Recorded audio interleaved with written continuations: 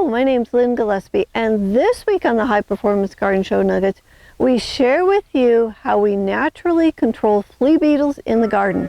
Here's a clip from the show. So flea beetles hatch out in the spring, and they like to eat on the radish leaves, mustard, bok choy, and other brassicas. And the telltale signs is the small holes in the leaves. So the flea beetles, they're very, very small, about a 1/16 of an inch long, and they jump like fleas, but they can also fly. And the most effective thing that we have found to control the flea beetles is Captain Jack's Dead Bug Brew for organic gardens.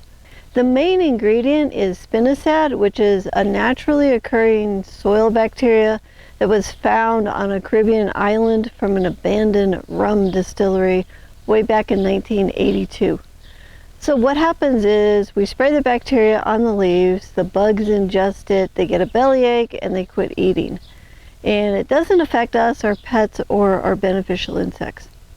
So we'll start to spray the brew once a week as soon as we start to see holes in the leaves. And if the population is really out of control, then move up to spraying twice a week until the population drops. So the great thing about Captain Jack's Dead Bug Brew is that it controls a lot of other garden pests, such as cabbage loopers, other beetles, caterpillars, and thrips. So if you're interested in finding a bottle of Captain Jack's Dead Bug Brew for your garden, I put a link in the description below and you can go there and find it.